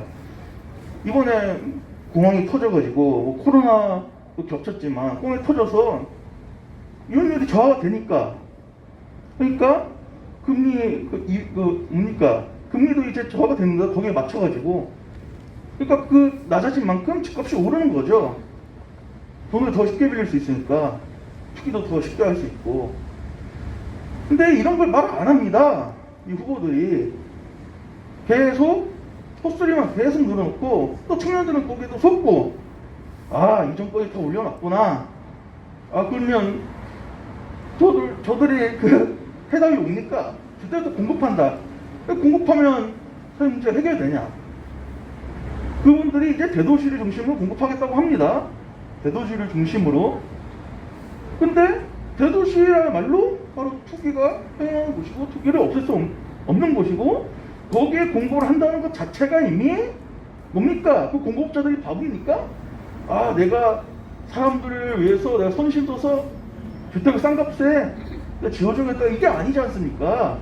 그 사람도 이득을 얻기 위해 주택을 공급하는 겁니다. 자연히 우리는 가격이 상승할 거라는 것이 전제가 돼 있습니다. 그러니까 자본주의 사회에서는 주택 공급이 이루어지는 것이죠. 그렇게 이루어지는 겁니다. 그 원인은 딱 하나밖에 없습니다. 결국에는. 근데 이 후보들이 공급을 늘려서 해결한다 이럽니다. 공급 늘려서 해결 절대 될 수 없죠, 여러분. 네, 다들 아시겠지만 이것은 노동자 계급이 목적의식적으로 계획을 해가지고 정부에다가 적정하게 주택을 분배하는 방법, 분배하는 그런 방식밖에 없습니다. 이걸 해결할 수 있는 방법은. 청년들이 이를 알아야 되는데 이를 인식하지 못합니다. 왜냐? 어릴 때부터 변혁 운동은 많이 쇠퇴해 있고 경쟁 이데올로기만 주입을 받고, 그리고 또 공부하는 것도 되게 편하게 되어 있습니다. 그 청년 학생들이 원하는 직장에 들어가려면 대학교 내내 그 직장에 관련된 시험 공부를 해야 되고 졸업하고도 2-3년은 해야 됩니다. 근데 그래도 거의 다 떨어져요. 그러니까 그런 공부만 계속하고, 이렇게 자본의 이데올로기가 너무 막강하니까 그런 선동에, 거짓 선동에 속수무책을 당할 수밖에 없는 겁니다. 그리고 또 마지막으로 물가 상승. 물가 상승이라는 게 뭡니까? 자본주의가 계속 위기에 처했으니까 자본이 망합니다. 그럼 채무 증설 일종의. 근데 그 어음을 어떻게든 돌려줘야지. 그 어음을 그 대금을 완수할 수 있도록 국가에서 공적자금을 투입해야 됩니다. 그 회사 안 망하게 하려면. 그 망하게 놔두면 어떻게 되겠습니까? 자본주의가 망해버리는 겁니다. 그럼 어떻게 하겠어요? 국채를 찍거나 통화를 더 증세를 하겠죠. 그러면 가격이 올라가는 거고 인플레이션 현상이 생기는 겁니다. 그래서 청년들의 요즘 알바해가지고 돈 버는데 학교 다니면서 알바합니다. 그럼 한 달에 수익이 얼마 되겠습니까? 100만 원도 안 됩니다. 80만 원만 되면 진짜 잘 버는 거죠. 80만 원도 안 되고 뭐 보통 뭐 40만 원, 30만 원 법니다. 진짜 노력을 하면. 근데 그 돈으로 뭐 생활을 어떻게 하게? 뭐 물가는 오르는데 뭐 어떻게 하겠다는 겁니까? 이 후보들, 이 독점 잡은 후보들이 해결법으로 내세우는 게 뭡니까? 아, 임금이 올라가지고 소비가 증가해서 물가가 올랐다. 그래서 임금을 낮추거나 정체시켜야 된다. 근데 이 후보들 이런 바보 같은 말을 하죠. 예. 임금이 증가한다고 물가가 바로 오르고, 그게 말이 안 되지 않습니까? 완전히 거짓 순동하는 것이죠. 근데 여기서 또 속습니다. 아, 임금이 너무 많이 올랐구나. 임금을 정체시켜야 되겠다. 우리가 너무 많이 때를 쓴 것 같구나. 근데 그게 아니라는 거죠. 이렇게 후보들의 거짓말에 너무 흑수무책으로 당하고 그렇게 삽니다. 그리고 미래가 없죠. 그러니까 미래가 없으니까 더더욱 이제 삶의 의욕도 없어지고, 그냥 이제 나는 뭐 관속에 들어갈 때까지 이렇게 산다 이렇게 생각하고 삽니다. 대부분이. 예, 근데 아까 말한 그 후보들 이 공통점이 뭡니까? 그 변명들 다 보면, 그 말도 안 되는 선동들, 거짓 선동들 다 보면 다 자본을 보호하려고, 이 독점 자본을 보호하기 위해서 하는 말 아닙니까? 이게 독점 자본을 보호하기 위해서 그냥 거짓말 계속 재생산하는 거죠. 그래서 이거를 우리가 어떻게 없앨 수가 있겠습니까? 바로 이 자본주의 극복하는 방법밖에 없습니다. 여기 지금까지 얘기가 나왔지만, 이병훈 후보님도 말을 하셨지만, 사회주의가 되지 않는 이상은 문제 해결될 수 없다는 것이죠. 예. 근데 그 사회주의라는 것을 우리가 이 국가 체제를 유지하는 선에서 선거를 통해서 합법적으로 실현할 수 있습니까? 그것도 불가능한 겁니다. 결국에는 합법적으로 실현한다. 그게 무슨 뜻입니까? 대통령이 됐다. 사회주의자다. 그래. 내가 법을 다 준수하겠다. 이 부르주아 법을, 이 폭력수단을 다 준수하겠다. 내가 노동자에 대한 폭력수단으로서 법을 내가 다 준수하겠다. 하지만 난 사회주의를 하겠다. 이런데 어떻게 사회주의가 됩니까? 절대 그럴 수가 없는 거 아닙니까? 말이 안 되죠. 예. 결국에는 이 부르주아 국가, 이 자본주의 국가를 노동자가 이 국가, 이 폭력기구를 전적으로 점거해야만, 그래야지만 진정한 사회주의가 될 수 있는 겁니다. 그래서 청년도 드디어 해방이 됐다 말할 수 있죠. 실업, 물가 상승, 주택난 모두 해결되니까요. 그런 사회에서는 자본주의 모습이 없으니까. 근데 요즘 진보적이 하는 분들도 보면 이런 좀 환상에 빠져 있는 것 같습니다. 결국에는 진보적이 하는 분들도 그렇고 청년들도 거기에 속수무책으로 당하고 총체적 난국이죠. 네. 이 문제를 어떻게 탈피할 것인가, 저희가 고민을 너무 많이 하고 있습니다. 저희 같이 활동하는 동지가 아직 10명도 안 넘지만, 그래도 어떻게 청년들을 이 자본주의의 문제점을 바로 인식하게 할 수 있을까 계속 고민하고 여러 방법을, 여러 수단을 강구하고 있습니다. 근데 생각대로 잘 안 되죠. 예. 그래서, 예. 생각대로 잘 안 되지만, 그래도 제 상황도 취준생이고 뭐 실업자고 그러니까 시간도 없지만 계속 노력을 해가지고 청년들이 이 사회 부조리를 바로 인식하라 할 수 있도록 제가 꼭 만들겠습니다. 예. 마지막 발언으로, 예.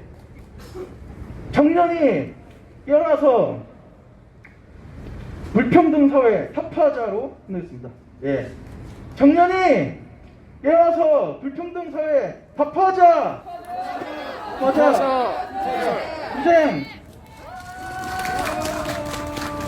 다음 우리 김혜인 동지 어디 가셨나요?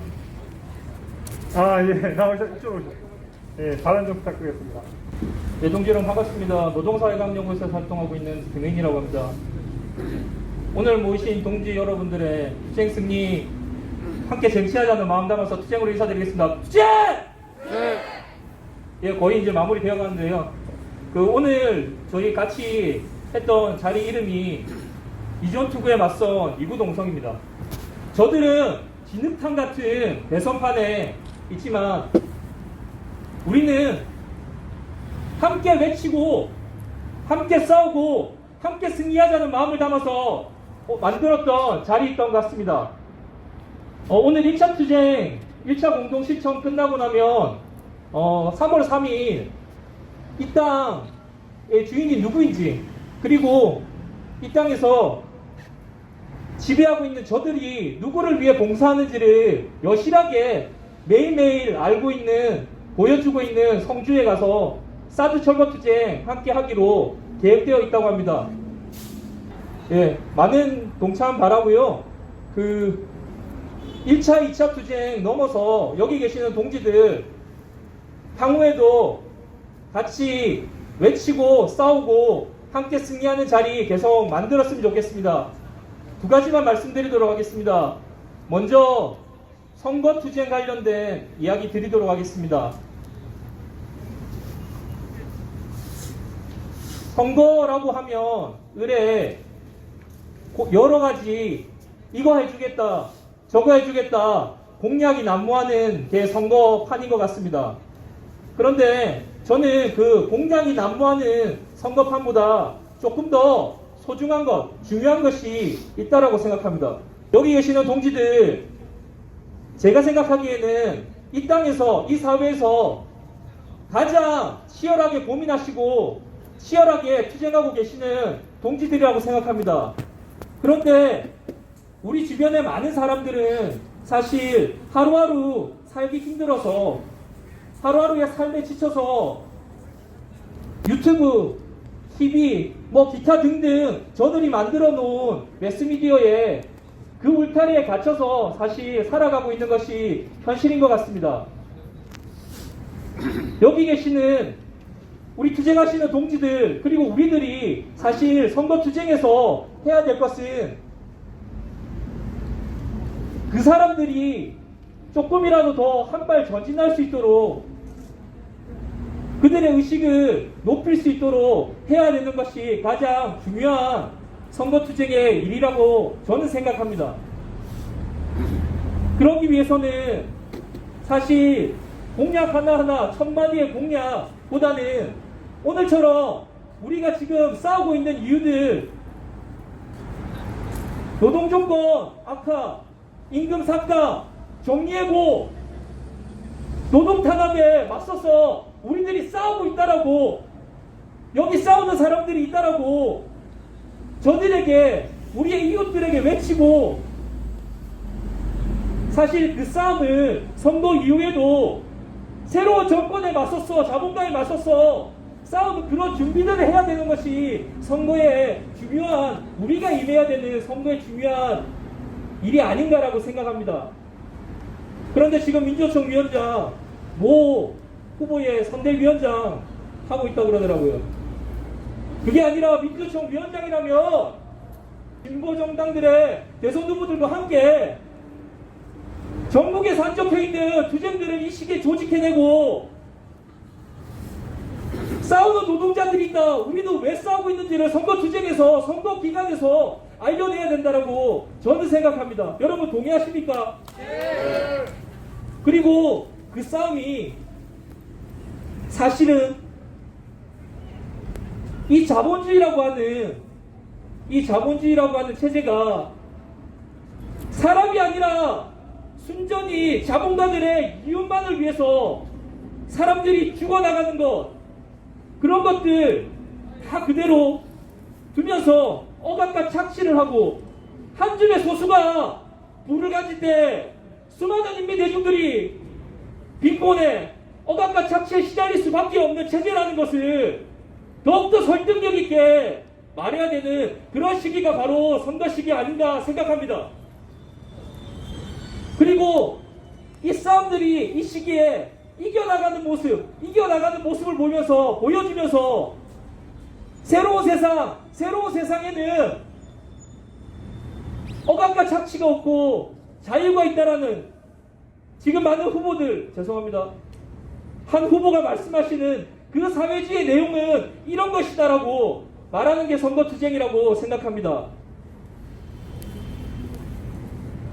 정리해보면 지금 우리 투쟁, 오늘 같은 자리들 더욱 만들어서 우리가 싸우고 있고 승리할 것이고, 그 승리를 보여주면서 더 많은 사람들 조직해내는 것이 선거투쟁 아닌가, 이렇게 생각하면서 저는 그 천마디의 공약보다는 조그맣게 있는 카드 뉴스에서 중요한 한 부분을 봤습니다. 이렇게 말씀하시더라고요. 제가 해드린다고 약속드릴 수는 없습니다. 단지 함께 싸우겠다고 말씀드립니다라는 카드 뉴스를 봤습니다.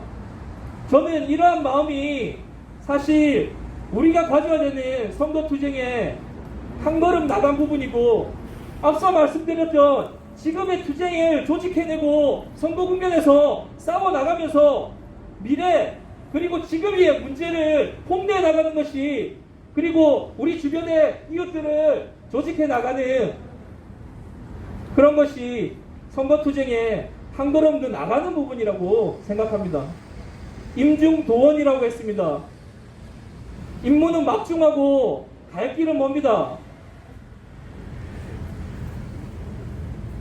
선거기간 아직 많이 남았고요.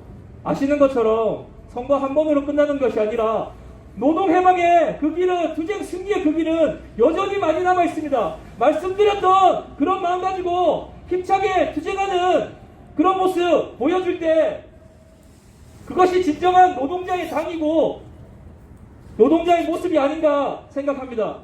두 번째, 사실 제가 이야기해야 될 부분은 국가보안법 이야기입니다. 1925년 일제가 치안유지법이라는 걸 만들었습니다. 아시는 것처럼 그 치안유지법에 의해서 많은 독립운동가들 그리고 일제에 저항했던 사람들이 탄압받았습니다. 미군정이 지나고 1948년 8월 15일 대한민국이라고 하는 이 나라가 만들어진 4개월도 안 된 48년 12월 1일 그 치안유지법을 그대로 못 따서 다시 인민들을 억압하는 국가보안법을 만든 것이 이 나라의 위정자들입니다. 아시는 것처럼 국가보안법의 탄압 사례는 여러 권의 책으로 묶어도 다 못 묶을 만큼 정말 많은 탄압의 사례들 있었던 걸로 알고 있습니다. 국가보안법이 왜 문제입니까? 제가 앞서 말씀드렸던 새로운 세상 우리 만들어 나가자라고 하는 그러한 사상을 탄압하는 법이기 때문입니다.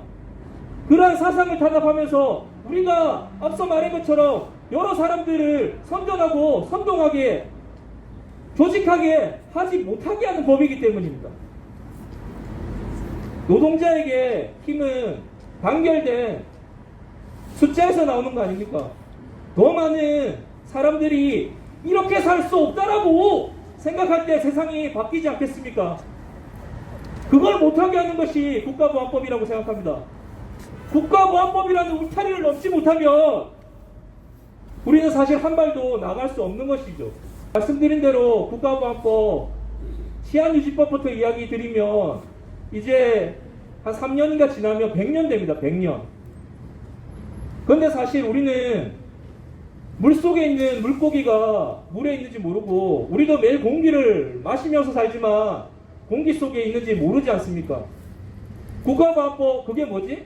사실은 이제 탄압도 별로 없는 게 아닌가? 라고 생각하지만 국가보안법이라고 하는 그 필터를 걸린 그런 사상들만 사실은 우리 머릿속에 들어오고 있기 때문에 우리의 사상도 그리고 선전선동도 그걸 통한 정치적 조직화도 쉽지 않은 것이 아닌가라고 생각합니다. 최근에 시간은 조금 됐죠. 국가보안법 폐지 국민행동이라고 만들어졌죠. 아시는 것처럼 여기 다 청원운동 하셨을 건데요. 일주일도 안 되는 기간에 국민청원 역대 가장 짧은 기간에 10만을 달성했죠. 그런데 국회는 어떻게 했습니까? 이번 국회 제일 마지막 회기로 밀어버렸습니다. 그냥 무시하는 거죠. 그런데 우리는 또 어떻습니까? 실제로 아까 공기 이야기, 물 이야기 드렸던 것처럼 너무나 당연하기 때문에 항상 모든 투쟁에는 국가방법 철폐 그냥 넣는 거죠. 오늘 우크라이나 침공 보시는 것처럼 우리 맨날 평화 이야기하지만 평화를 정치하는 투쟁의 구체적인 모습을 사실 찾기는 쉽지 않잖아요. 국가방법도 국가방법 나쁜 법이지, 반노동, 반민주, 반통일합법이지, 파쇼합법이지라고 이야기하지만 사실 국가방법은 의례 당연한 투쟁, 당연히 해야 되는 투쟁이지만 사실은 그 누구도 그걸 중심으로 투쟁하고 있지 않은 그런 투쟁이 되어버렸던 것 같습니다. 아까 말씀드렸던 국가방법 폐지 국민행동 나가면 다 NL 동지들밖에 없어요. 자민통 동지들밖에 없거든요. 잘 아시죠? 예, 그래서 저는 감히 주장합니다. 오늘 1차 공동실천, 2차 공동실천 이후에 조그마한 자리라도 국가보안법 철폐라는 이 선거 국면에 우리가 넘어야 될 중요한 투쟁인 국가보안법 철폐하라는 그러한 실천활동 3차로 같이 해봤으면 좋겠다라는 생각합니다. 집회 당연히 힘들 수 있습니다. 그러면 기자회견이라도 국회 앞에서 우리들이 앞장서서 국가보안법 이제는 철폐해야 되지 않겠냐라고 같이 한번 외쳤으면 좋겠습니다. 예, 그거로 정리하겠습니다.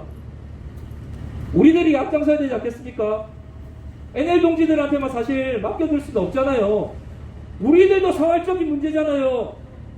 우리들이 앞장서서 국가보안법 철폐하자! 철폐하자.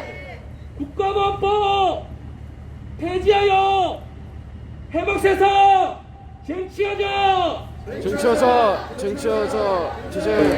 마지막이라고 합니다. 오랜 시간 또 본래 약속 시간보다 좀 길어졌는데 뭐 견딜만 했습니까? 네. 씩씩해 보이십니다. 긴 투쟁하시고 또 거리에서 단련되다 보니까 또 오늘 처음 이런 자리를 또 만들어 가지고 준비하신 우리 김영긴 대표나 스태프들은 또 얼마나 마음이 조바조바했겠어요. 그래서 동지들이 박수로 응원을 해줘야 다음에 또 2차, 3차 또 우리들의 의지를 가지고 잘할 수 있겠다 이렇게 생각합니다. 박수 한번 보내주시죠. 저는 전민주노총 위원장을 오늘 이 자리에 쓴 게 아니고 현재 노동조합을 할 수 없는 노동자들하고 함께하고 있는 권리찾기 유니언 위원장입니다. 오늘 저는 이 자리에 오면서 동지들한테 딱 두 가지만 말씀드리고 짧게 마무리하겠습니다.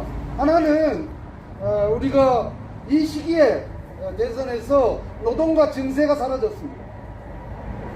그리고 그들은 발차기와 야구방망이와 어퍼컷으로 우리들을 현혹하고 있습니다.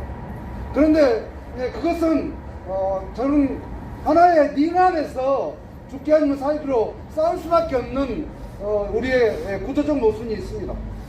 이런 문제에 대해서 아마도 너무 잘 아실 것 같기 때문에 그들이 정세와 노동을 이야기하지 않는 부분에 대해서는 하나도 다를 게 없습니다.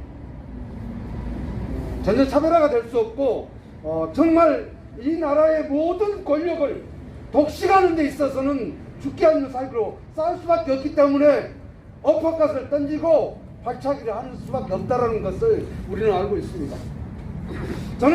우리는 그러면 어렵지만 어떻게 이 난국을 돌파할 거냐? 저는 역사에서 길을 찾아야 된다고 생각합니다.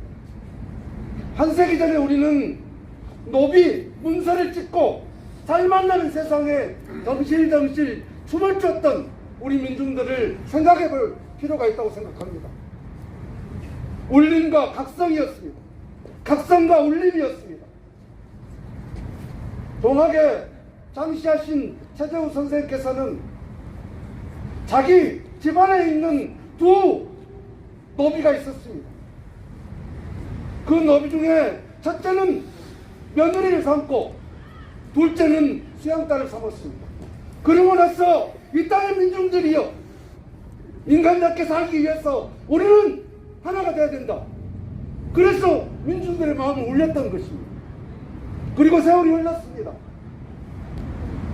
우리는 87년 노동계급들이 노동조합도 할 수 없고 장신간 저임금 노동에 시달렸던 이 참혹한 노예 시대를 끝내겠다라고 이야기했습니다.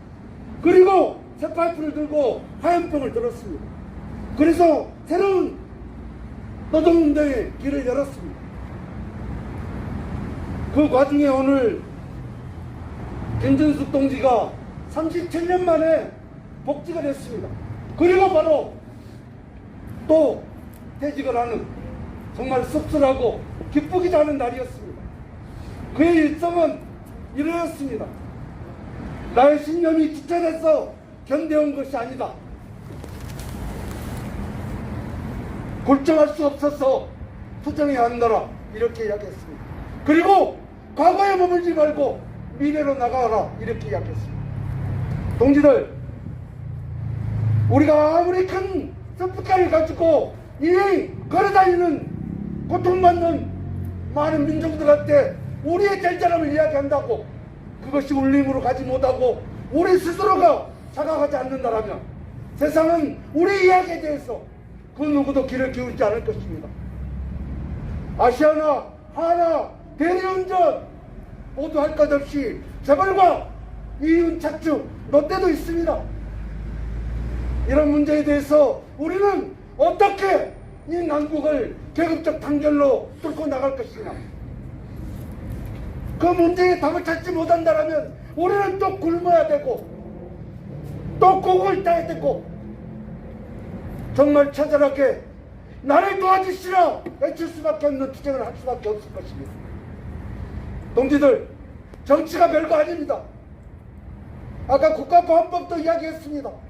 저는 다음 2차부터는 각각 우리 광장에서 부동산이면 부동산, 교육이면 교육, 자기가 하나의 주장을 가지고 나와서 어떻게 직접 정치를 할 것이냐, 어떻게 재벌과 맞설 것이냐, 정말 제대로 된 자기 주장을 가지고 그리고 그 의제를 집단적으로 도의해서 우리는 이 문제를 가지고 이 불평등 세상을 깨나가는데 한 목소리 될 것이고 그리고 종단에는 노동자 계급 투표로 이어지는 그래서 세상을 바꿔내는 그 길을 가겠노라.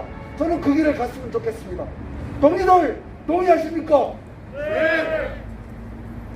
다음 오늘은 늦어서 여기에서 마칠까 합니다. 동지들 힘내시고 오늘 시작은 미약합니다. 그러나 우리는 분명한 목표가 있고 가야만 하는 길이 있습니다. 그 길에서 늘 동지들과 함께하겠다는 약속으로 마치겠습니다. 투쟁! 고맙습니다. 감사드립니다. 재벌과 기득권을 끝장낼 때 우리의 새 세상은 올 것입니다.